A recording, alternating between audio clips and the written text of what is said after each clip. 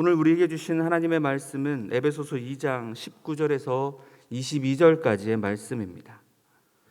에베소서 2장 19절에서 22절까지의 말씀을 우리 한 절씩 교독하시겠습니다. 그러므로 이제부터 너희는 외인도 아니요 나그네도 아니요 오직 성도들과 동일한 시민이요 하나님의 권속이라. 너희는 사도들과 선지자들의 터 위에 세우심을 입은 자라. 그리스도 예수께서 친히 모퉁이 돌이 되셨느니라. 그 안에서 건물마다 서로 연결하여 주 안에서 성전이 되어가고 너희도 성령 안에서 하나님이 거하실 처소가 되기 위하여 그리스도 예수 안에서 함께 지어져 가느니라. 아멘. 우리 계속해서 2장 말씀을 살펴보고 있습니다. 오늘의 키워드는 가족, 성전, 그리고 몸, 이렇게 세 단어입니다. 오늘 본문은 특별히 여러분 읽어보시면 다 아시겠지만 교회란 이런 것이다 라고 비유적으로 설명해 주는 부분임을 깨닫게 됩니다. 두 가지의 이미지를 들어서 오늘 본문은 설명하고 있는데요. 앞서 에베소서 1장에서 살펴보지 않았던 몸의 개념까지 가져와서 오늘 세 가지의 이미지로 교회가 무엇인지 말씀해 주시는 그 하나님의 은혜를 함께 나누기를 소망합니다. 자, 먼저 교회, 여러분 교회가 무엇일까요? 우리 교회라고 하는 그 헬라어에 나와 있는 그 뜻은 무엇인지 먼저 한번 살펴보겠습니다. 헬라어에 보면 교회라고 하는 단어가 두 개 있다고 합니다. 첫 번째는 에클레시아라는 단어가 있는데요. 에클레시아. 에크가 몸으로부터, 그 다음에 칼레오가 부르다 합쳐진 단어입니다. 세상으로부터 불러내어진 자들, 세상으로부터 부름을 받은 자들이 누구라고요? 교회다, 이런 의미죠. 또 다른 단어는 퀴리아케라고 합니다. 우리 퀴리오스가 주라는 뜻입니다. 퀴리아케는 주께 속한 자들이라는 뜻입니다. 주께 속한 자들. 두 단어를 합쳐보면 굉장히 은혜로운 뜻이 됩니다. 세상에서 불러내음을 받아서, 부르심을 받아서 주님께 속한 자들이 뭐라고요? 교회다. 그렇습니다. 교회는 우리가 알고 있는 어떤 벽돌로 쌓여진 이런 외형적인 건물을 갖고 있는 교회의 이미지라기보다 성경이 말하고 있는 교회는 우리 부르심을 받은 자들의 모임을 가지고서 교회다라고 말씀한다는 것입니다. 자, 이렇게 세상으로 부름을 받아서 우리 혼자 부름 받았습니까? 아니잖아요. 이렇게 같이 부름 받았지 않습니까? 그런 공동체성, 연결성을 좀 설명하고자 이렇게 가족의 이미지, 건물의 이미지, 그리고 몸의 이미지로 설명해 주고 있는 것입니다. 어떻게 우리가 예수님과 연결되었고 어떻게 성도들끼리 연결되고 있는지를 그 세 가지 이미지를 통하여서 설명해 주시는 것입니다. 우리 다 함께 19절 말씀을 한번 읽어볼까요?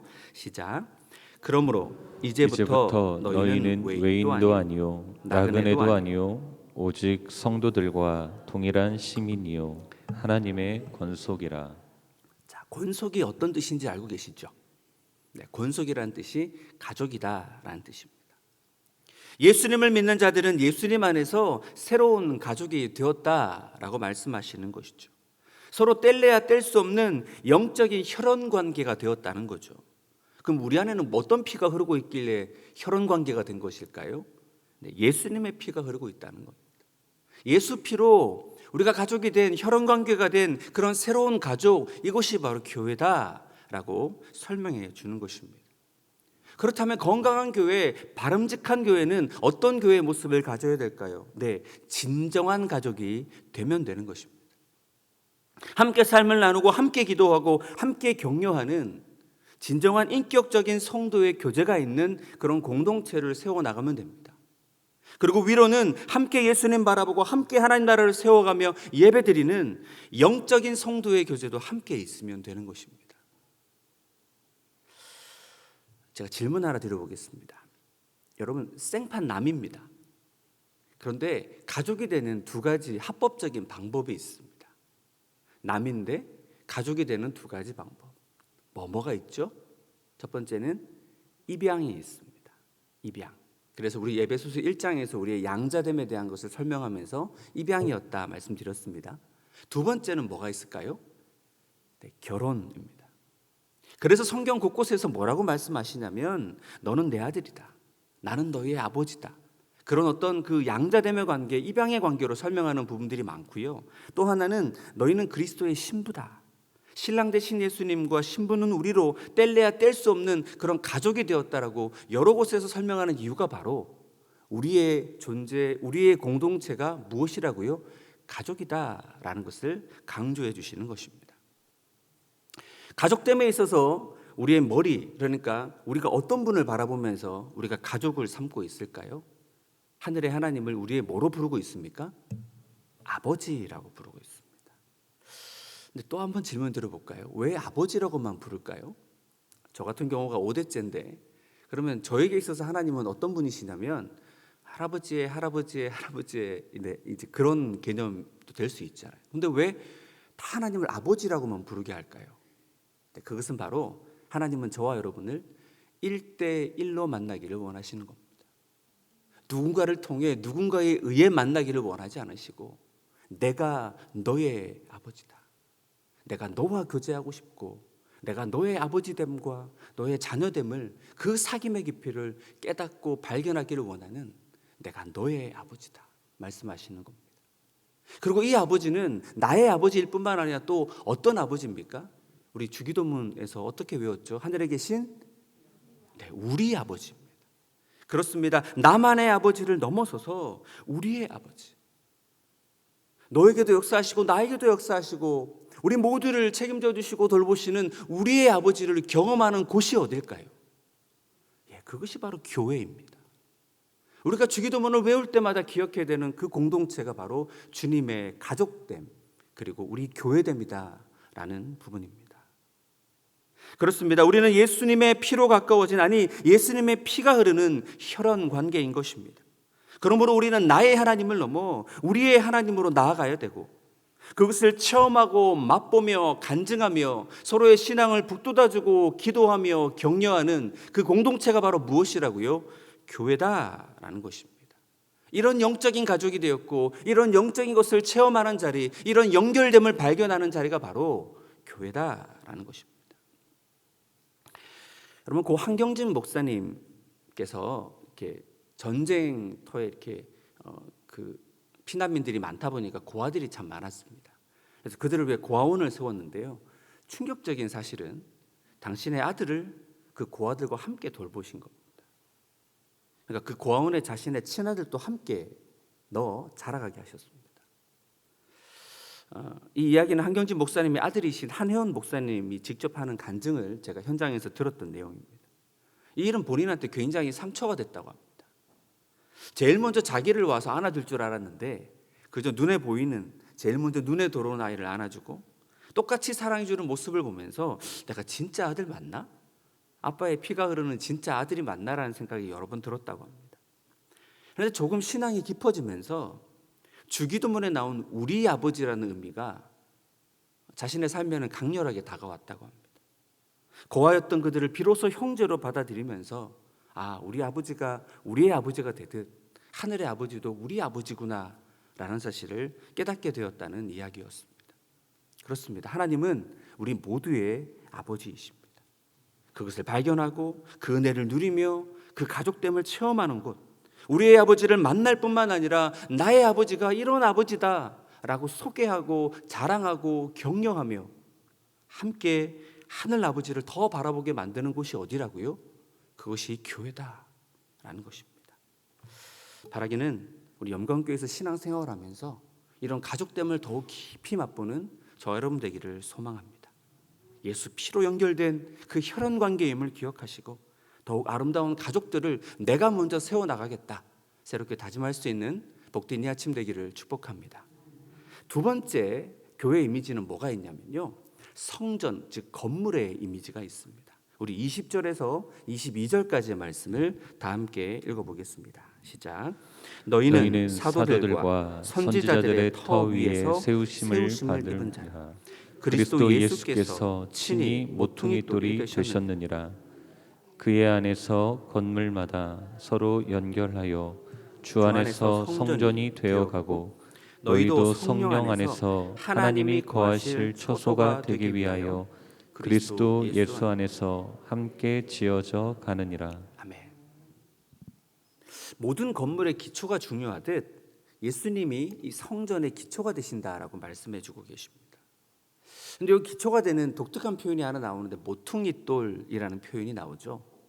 지금 우리가 건축을 할 때는 뭐 제가 잘 모릅니다만 H빔들을 이렇게 해서 아마 뼈대를 하고 그 사이를 시멘트나 콘크리트를 채워서 짓는 것으로 제가 알고 있습니다.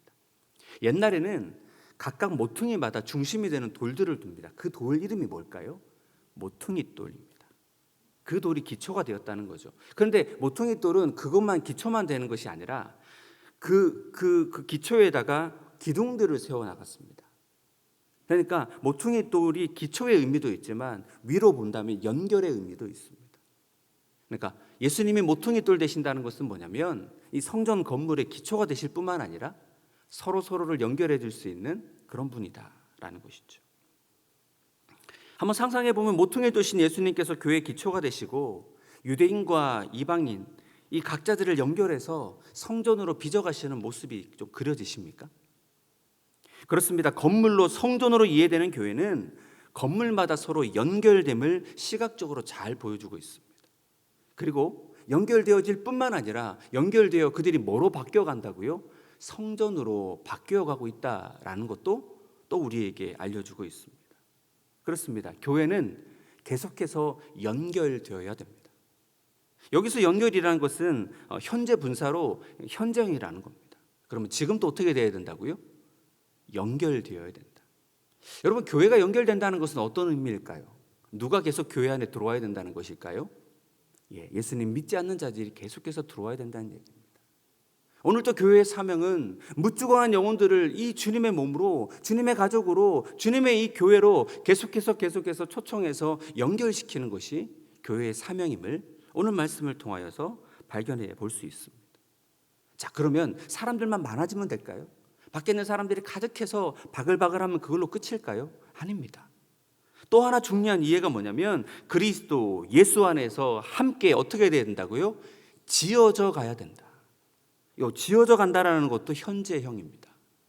그럼 계속해서 우리는 성전으로 빚어져 가고 있다라는 얘기입니다. 자, 이렇게 지어져 간다는 것은 어떤 뜻일까요?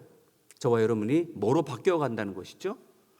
하나님의 거룩한 처소로, 성전으로 변해 간다는 것입니다. 그렇습니다. 저와 여러분은 이 교회, 이 신앙생활 함께하는 주님의 몸된 교회에 와서 함께 성숙해지고 함께 거룩해지며 함께 하나님의 성전답게 빚어져 가야 하는 곳입니다. 그러므로 이 교회, 건물로서의 교회를 통해서 알게 되는 것은 무엇이냐면 외적인 성장도 있어야 되지만 내적인 성숙도 함께 있어야 된다라는 것을 보게 됩니다. 바라기는 무주거한 영혼들이 많이 이곳에 올 수 있기를 소망합니다. 많이 주님의 교회에 연결되어지고 또 연결되어진 그들이, 그리고 저와 여러분들이 점점 더 거룩해지기를 소망합니다. 점점 더 성숙해져 가고 주님이 거하실 처소답게 아름답게 하나님의 그렇게 작품으로 선한 일을 드러내고 나타내는 멋진 작품으로 빚어져 가시기를 주님의 이름으로 부탁드립니다. 자, 이제 마지막으로 몸으로서의 교회도 한번 살펴보려고 합니다.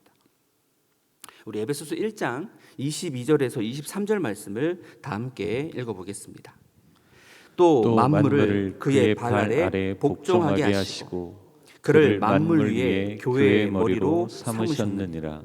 교회는 그의 몸이니 만물 안에서 만물을 충만하게 하시는 이의 충만함이니라. 자, 세 번째 교회의 이미지가 뭐라고요? 몸이다. 첫 번째가 뭐였습니까?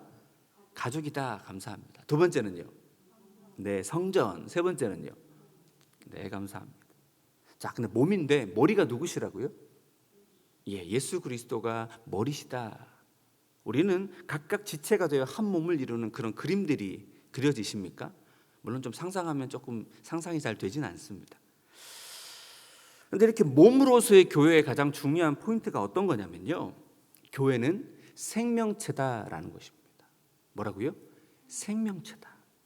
가족이 관계성을 강조하고 건물이 성장과 성숙을 강조하는 것이라면 몸은 생명체다라는 것을 우리에게 알려주고 있습니다. 여러분, 생명체이기 때문에 여러분 손가락에 바늘 찔리면 아픕니까? 안 아픕니까? 내가 만약에 귀라고 생각하십시오. 그리고 저 옆에 있는 사람이 손가락으로 보고 손가락이 찔렸는데 얘가 아픈데 내가 아픔이 안 느껴져요. 그럼 우리는 한 몸입니까? 아닙니까? 그거 아니라는 얘기입니다.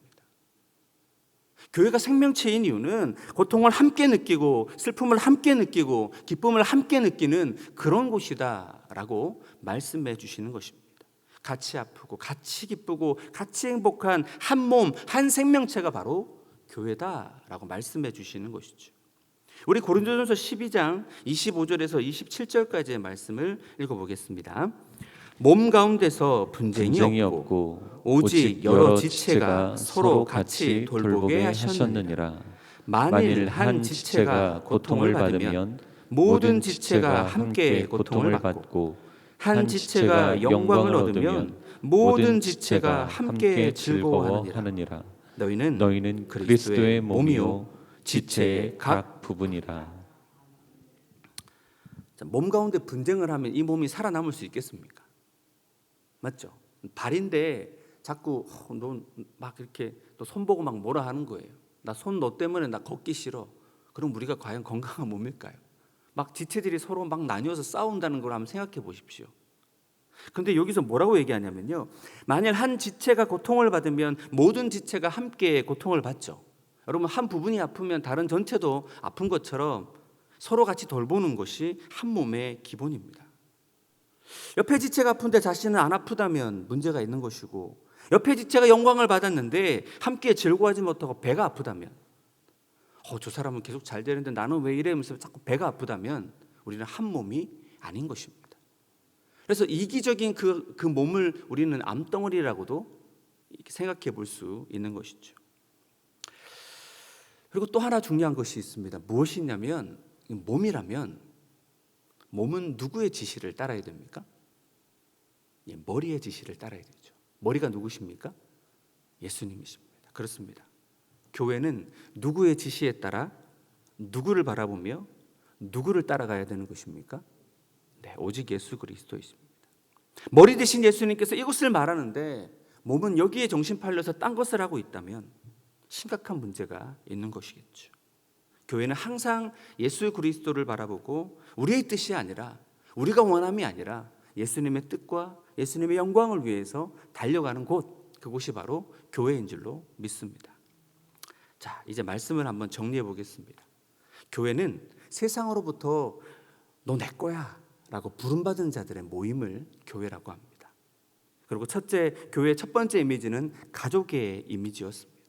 한 아버지를 섬기는, 서로가 한 형제 자매가 되어 우리 아버지임을 맛보는 곳, 그곳이 바로 교회였다라는 것입니다. 바라기는 행복한 가족 공동체를 세워가시기를 소망합니다. 둘째, 집으로서, 성전으로서, 건물로서 그 교회는 모퉁이돌 대신 예수 그리스도가 기초가 되시고, 또 예수 그리스도를 통하여 연결될 뿐만 아니라 서로가 연결되어져서 지금 또 연결되어져 가야 되고 지금 또 지어져 가야 되는 외적인 성장과 내적인 성숙이 함께 일어나는 곳이 바로 교회다라는 것입니다. 바라기는 여러분의 삶을 통하여서 무주한 영혼들이 더 많이 오기를 소망합니다. 그리고 여러분의 속사람도, 신앙의 깊이도 더욱 거룩한 성전답게 빚어져 가기를 소망합니다. 셋째, 우리 몸으로서 교회를 말합니다. 한 몸이기 때문에 함께 아파하고 함께 공감해주고 함께 즐거워하고 함께 축하해주는 그런 운명 공동체 같은 곳이 바로 교회다라는 것입니다. 바라기는 저와 여러분이 서로의 손을 잡아주고 서로를 더 지체로 여기면서 더 건강한 교회를 세워나가시는 멋진 일꾼들 되시기를 주님의 이름으로 축복합니다.